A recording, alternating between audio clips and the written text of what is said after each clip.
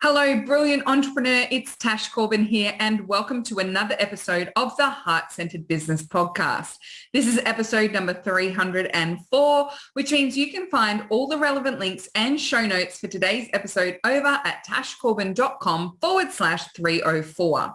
In today's episode, I'm sharing with you 6 simple time-saving tips for entrepreneurs. So if you feel like there just isn't enough time to get all the things done, this is going to be really helpful for you. Let's dive in.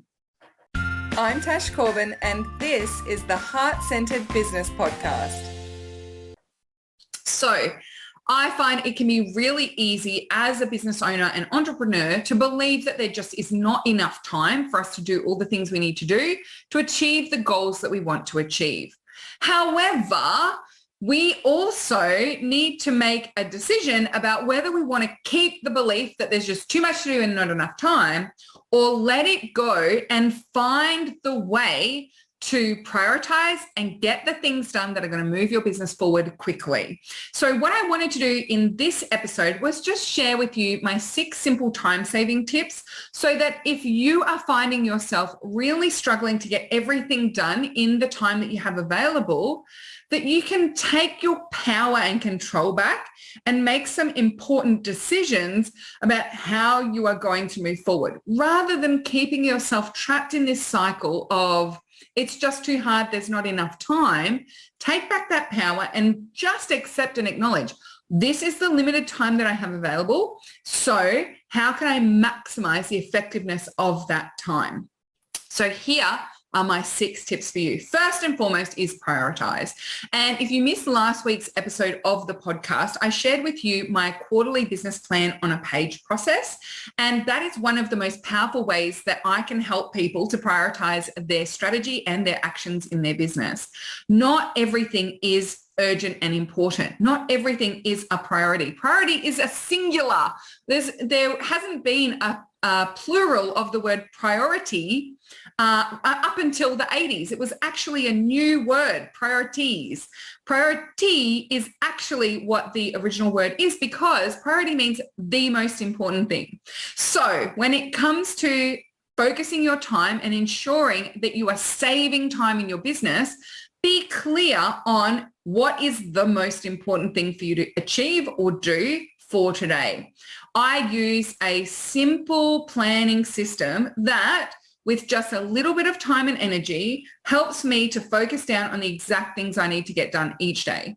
And, the more and more I talk about the Heart-Centered Business Planning System, I sell and teach this system, right? So the more I talk about it, the more that people use it, the more that we hear the stories of people actually practicing and making that system work for them, the more that it magnetizes and draws more people into learning about and playing with this system and this process, because its job is to make it clear, as you sit down to work in your business, what is the most important thing for you to do today? And the more that you can have that answer in front of you quickly and easily, the less likely you are to get distracted by the things that keep you busy but don't necessarily move your business forward. So number 1 is to learn how to prioritize. And remember, prioritizing is an action word. It is something that takes practice, and it's a skill that you need to develop. So it's no good to just keep saying, I'm just not good at prioritizing, and just keep embedding that belief about yourself, right? Instead, say, I'm learning how to prioritize, I'm practicing how to prioritize, and just get on with practicing. It's not something you'll naturally be good at. It's not something that just comes to you when you're born. It is something that is a skill that you need to learn and to develop. And if you need help with prioritizing, if you need help with learning how to prioritize, if you need help with practicing that skill, get the help that you need. It is something that's going to be critical to your business as you move forward. You are the CEO of your business. This is a skill that's non-negotiable. So do what you need to do to learn what you need to learn. All right. Number 2 is setting boundaries. And particularly for me, I love a good timer. And not only am I able to set timers on my phone, I actually can do it with my watch now, which is super cool. So I'm someone who very consistently is asking our friend Siri to help me by setting a timer for something. And when I sit down to do something, I set boundaries around how long I'm going to give it. So I talk about this quite a lot in planning as well. I'm a little planning focused today in talking about time saving. But I do set this with my planning as well, because there are a lot of people that I work with in business planning who actually spend more time planning what they're going to do than actually doing it. And the antidote to that is to boundary your planning time. And there are people I work with who their newsletter takes them 4 hours a week to create and write and get it out. And so the powerful way that we reduce the time that they spend on that task is setting a boundary and setting a timer. And so we just practice getting things done quicker and quicker.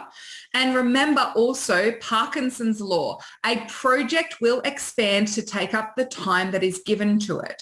So if you allocate 4 hours a week to writing your emails, you will invest 4 hours a week writing your emails. If you want to reduce that time, then set better boundaries around that time. Allocate 3 hours and get what you can done in that time, right? The time is boundary. Next week, allocate 2 hours. Next week, allocate 90 minutes. Next week, allocate 75 minutes. Next week, allocate 60 minutes. The more you create boundaries around your time, the more you create boundaries around tasks, the more you will find you're able to actually focus and get it done, particularly if you turn off those distractions, you're very clear on the one thing you're going to get done within that time frame, and you sit down and actually focus on that thing. Now, for those people who are working with ADHD or other neurodiversities, I actually find this is really helpful as well, because it allows you to get into a little bit of hyper-focus time, but you're not going to let it absorb and take up all of your day. So setting those timers and those little boundaries is a great little cheat or hack for those people who may struggle with that focus, or if they do sit down and focus, they end up in hyper-focus mode. So setting timers is a really powerful way to set those boundaries and ensure that you don't get kind of sucked into the vortex there. So practice playing with different boundaries and setting timers for the things that you do in your business. I know for myself, like I used to think that even recording podcast episodes is a whole day's exercise. And today I've set a boundary of 90 minutes of recording podcasts, and I'll probably get 2 or 3 podcasts done in this period of time today. And once that 90 minutes is up, the 90 minutes is up. I can make a decision then. Is it important and a priority for me to continue going if I've got myself on a roll? Or am I going to honor that boundary and just stop for today, knowing that I've got podcast recording time set in my calendar for next week as well? So it's totally taken care of. So just setting those little boundaries, it could be around some of the most weird and wonderful things. You might set a timer for 15 minutes of emails in the morning. You might set a timer for 25 minutes of social media time. But just setting those timers and setting those boundaries allows you to allocate appropriate times, and it really does save time. You'll be surprised what you can get done in those limited timeframes that you set for yourself. Now, one last thing I want to say about this is remember also the Pareto principle. So 20% of what you do gets you 80% of your results. So when it comes to setting those boundaries and timers, a lot of people, their big resistance is, yeah, but I won't do a good enough job, or I won't get it perfect, or I won't get it finished to the level that I want to complete it. But I think also we need to become really comfortable with just getting it done, and with getting it done to that like 80% standard, yeah, because your 80% standard is someone else's 150% standard. You know, we all set very high standards for ourselves, and a quote that I've heard, I don't know who I heard this from, it's saying like, your half-ass is someone's best effort, right? And so I understand, you know, we do want to show up and create quality outcomes and give quality results and create quality content and all of those pieces, but at the same time, what you can create in 20 minutes is 80% of the way there. And to get to the 100%, like it's absolutely perfect, will take you an extra 8 hours. So is that 8 hours actually really well spent? Or would you be better off just getting 80% of the way there with a 20-minute timed boundary and getting it out in front of the world and letting go of that perfectionism and remembering that good enough is good enough? Yeah. And so, you know, I think part of this time saving is around letting go of perfectionism as well. All right. So tip number 2 is boundaring your time. And I love setting timers. Tip number 3 is batch like tasks together. So today I'm batching up some podcast episodes. Now, not only that, when I batch up podcast episodes, I get in real content creation mode. So I will be in content creation mode for an extended period of time today. I've got 90 minutes set for recording podcast episodes, but the next 90 minutes is clear in my calendar. So I can make a decision then. Do I feel like I'm in the mood for creating more content? I might sit down and create some Instagram posts. I might sit down and take some selfies, right? Got my lipstick on, might as well take a few selfies to go with it. And these selfies will be able to be used in my business for an ongoing basis. So I'm in content creation mode. I'm in like being of service mode. So it's a really good time for me to batch up those activities that are similar together because I feel like I'm in the right zone for it. Doing a few Facebook Lives goes really well with my batching. Writing email sequences goes really well with my batching because I'm in that like speaking to my audience zone. And I just find grouping like tasks together can be really helpful. Similarly, if I'm working on admin-y stuff behind the scenes in my business, I'm in tidying mode or decluttering mode.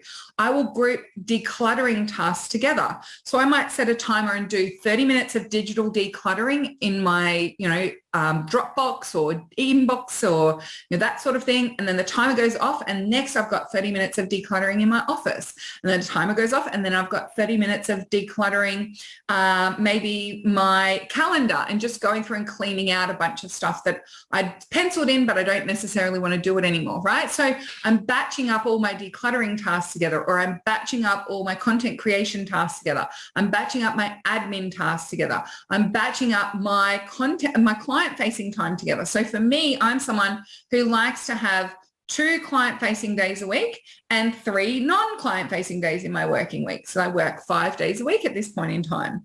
And so for me, Mondays, Wednesdays, and Fridays are not client-facing time. They're behind the scenes, creating content, admin type things, and it allows me to create, be in the right zone and batch those things up together. Now, Tuesdays and Thursdays are my client-facing times. On most Tuesdays and Thursdays, I'm talking like 3 sessions, right? Maybe a group call and 2 VIP calls, or two group calls and 1 VIP client, right? It's not a lot of things in there. I'm not saying 9 client sessions back to back is a good idea for me because it definitely isn't. But I do like to keep my client-facing days batched. That feels really good for me and works for me at the moment. Other people like to spread their client-facing days out, and that's not something they want to group together or batch. But it's just about really getting clear on what tasks go with what tasks. And when you're in the mood for one, what else are you in the mood for that you could batch up and do together? Yeah. All right. Number 4 is eliminate. Now, this is a really big time-saving tip, and it's probably the most powerful one because one of the most powerful things you can do is cross things off your list. So you might have had on your list for the last 3 years that you really want to write a 12 email onboarding sequence for people who join your mailing list. And in the meantime, you've just got a single email. And that single email is doing its job. People reply to it. It might need a little tweak or a little change. Well, why not just eliminate the 12 email sequence thing and just instead batch up, right? Spend 15 minutes, boundary up that time, set a time for 15 minutes, and just look at how could you update and improve the single email and then leave it. It's done, right? If it continuously falls to the bottom of your list, either it's not a priority or you're in avoidance mode. And so sometimes it's just not a priority for you to get it done. Sometimes you just know you're never going to finish it. You're never going to get it done. And it's okay not to finish things. I think one of the biggest things I've ever done for myself from a mindset perspective is forgiven myself for being a starter initiator and not being a completer finisher. And so there are dozens, if not hundreds, of projects, freebies, tools, templates, courses, books, ideas, businesses, websites that I have started over my almost 9 years now as an entrepreneur, and I've never finished them. And I'm cool with that. I used to see it as a moral failing that I wanted to start so many things and got so many ideas.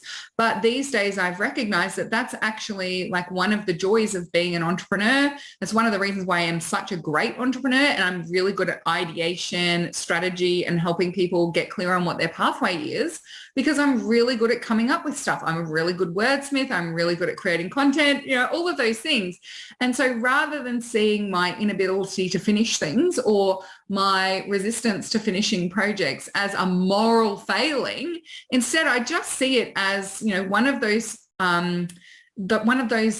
personality traits that makes me a really good entrepreneur. And it also means that I'm really clear on what I need from my team. So my team is full of completer finishers. What a surprise. And people who can help me to overcome some of those challenges when there is a priority. But it also just gives me permission to not finish things. I am definitely one of those people who grew up with that belief that if you start reading a book, you have to finish it. If you go to a movie, you can't walk out halfway. If you start watching a TV series, you have to watch the entire thing. And I think actually I have a lot to thank Netflix for, because there are just so many things that I've started and just gone, no, I'm not finishing this. This is not a priority for me. And I'm allowed to do that. And the plethora of options that we have available to us, especially with streaming and content consumption, means that more and more we're encouraged and not necessarily like worried about not finishing stuff. When I think about my upbringing, like books were something that we had plenty of, but it was limited supply, right? Like there was a limit to the number of books that we had available to us. And so then you didn't want to take any of them for granted, and you needed to finish everything that you started. I remember like several times, especially as a teenager, reading a book and then realizing it was the first book in a series of things and going, oh, what have I done? And then like now I'm committed to reading like 8 books in this series or whatever it might be. But these days I am willing to let go of things more. And there is some mindset work around that of being allowed to not finish things, and it's okay, and it's not a moral failing. And also even just things that I may have said that I wanted to do or I was going to do, even with my audience. I remember well before COVID, I was talking about running a summit for some of my clients. We're going to put in a different type of summit together. And then COVID hit, all of these summits started coming out. People got a little summit wary, and people like summits don't necessarily work as effectively as they used to. And the workload that goes into a summit is ginormous. And, it took a lot of self-forgiveness for me to let that go and to just be honest with people and say, you know what, it was a shiny object at the time. I thought it was going to be a good idea. I don't think it's a good idea anymore. So we're not going to do it. I think sometimes we feel like we've made this giant commitment and people are going to hate on us if we don't follow it through. And we have a lot of stuff from our upbringing or from our experiences when we first joined the workforce about what it means to not finish something. And so we conflate this like strategic decision to eliminate something from our to-do list with I'm letting everyone down. And that's not always the case. And even if some people are disappointed, you need to make decisions about what is a priority for you and what isn't, and you're allowed to change your mind. So step 4 is eliminate. My 4th tip, it's eliminate. Go through and be brutal with your to-do list and allow yourself the freedom and the gift of crossing a bunch of stuff off it, because the more you focus down on nailing a few things, the more effectively you're going to be able to really achieve those big goals that you want to achieve. Awesome. Number 5 is outsource. And again, I think a lot of people leave this longer than they should because they feel like they should be doing it themselves. Well, I can do that myself. So it seems like a waste to pay someone else to do it. But for most people, you are ready to outsource far more than you're outsourcing right now. And it's time for you to make it a priority to get someone else to come in and help you to complete some things or get some things done. Free up your time. A smart entrepreneur transitions from investing time to make money to investing money to save time. And that's really something that you can tipping point and start moving towards much faster than you normally would consider doing it. So if you're already bringing in, let's say you're only bringing 1 VIP client per month, even with that, you could be allocating 10% of your top line income to reinvesting into outsourcing in your business, because outsourced hours have a very strong return on investment, not from what the person does, but from what you do with the time that you saved. Yeah. So the value of outsourcing is not what that person generates and does for you. The value of outsourcing is that what that person does and generates for you, combined with what you achieve in the time that you've saved. So it has a double return on investment. And that's where I think people really underestimate how powerful outsourcing really is. For me, one of the other big returns on investment in outsourcing was it made me prioritize more effectively, because when I first started outsourcing, when I first hired people into my team, I was just handing over big piles of hot mess to them and expecting them to figure it out. And it really made me review and prioritize and get focused on what is it actually that I want my team to be doing for me? What are the priorities that we're working towards, and how can we move there as quickly as possible? So yeah, outsourcing, number 5, big time saver, of course, and obviously, but double return on investment. Number 6, co-working. Big time saving tip for me is when I jump into co-working time. So I facilitate co-working time with my masterminds, and in that co-working time, I'm holding space for them to get stuff done, and I'm answering their questions and doing reviews of their sales pages and emails and all those sorts of things. But I also get a ton of stuff done in co-working time, even when I'm the co-working facilitator. But I'm also someone who loves to jump into a co-working session with others. So for me, the power of co-working is simply just that commitment, that putting the time aside, and that sense of accountability where I'm not the space holder. So where I'm in the space as a participant and someone else is leading a co-working session, I leave my video camera on, because I know if I feel like I'm being watched, I'm going to stick to the task and get it done. And sometimes that's just what I need to make sure that I've completed the things that are important and priorities for my business. So if you've never done co-working before, I highly recommend you jump into some spaces where co-working is offered. I know that in the Heart-Centered Soul-Driven Entrepreneurs group, Claire Riley offers co-working with her Batch It Crazy program. Bev Roberts has a membership coming out soon that's focused on list growth, and that's all about it's got some co-working time to get your list growth stuff done. There are people who run like memberships and masterminds, and it has co-working sessions included. And as I said, my masterminds also include co-working. So if you're looking for a space where you can get that co-working support, where you can have that facilitated time where we're all in the room, we make a commitment to what we're going to do in the time, and then we work in those small, short sprints, then I do recommend find a co-working space or a co-working facilitated digital space and have a play with co-working. It is so powerful. I just get so much done in co-working. Yes. So these are my 6 simple time-saving tips for entrepreneurs. Prioritize what it is that you're doing, set boundaries around your time, make sure you use timers, batch like tasks together, eliminate a bunch of stuff off your to-do list, outsource, hire team members, get someone else to do things for you, and co-work. Now, not all strategies work for all people, but these 6 time-saving tips are things that you can experiment and try out to help you get more done in less time. Now, the last thing I want to say is the clearer your plan, and the more confident you feel about that plan, the less likely you will be lured by sexy but ultimately time-wasting distractions. So if you find yourself being lured in to watching a bunch of different webinars from different providers, you're listening to all these different podcasts, they're all sending you off on a wild goose chase of the 1,000 things that you should be doing if you want to grow your business, then the number one thing I would recommend that you do first and foremost, if you find yourself feeling that way, feeling drawn out, I'm looking to the external for answers, I'm looking for more and more answers, more and more tasks, more and more things to do, is to stop and ask yourself, what is my plan and why am I not confident in it? Why am I allowing myself to be distracted from it? So really powerful little journaling exercise that you can do to get yourself back on track and build your confidence in your plan and sticking with it. So I've got a juicy little call to action for us today. As a result of this podcast, I bet you've got some Tashes. But Tash, I can't do that because you might have some questions. You might have some advice and tips you want to share with the rest of us as well. So what we're going to do is we're going to have a pinned pod in the Heart-Centered Soul-Driven Entrepreneurs Facebook group so we can continue the conversation about time saving.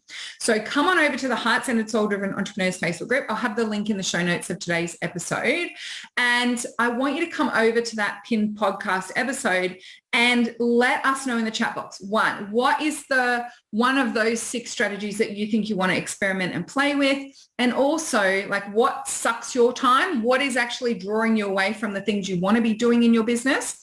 And any time-saving tips that you have and you want to share to help people in the Heart-Centered community really nail this getting more done in less time and saving time in their business and feeling like they're moving it forward.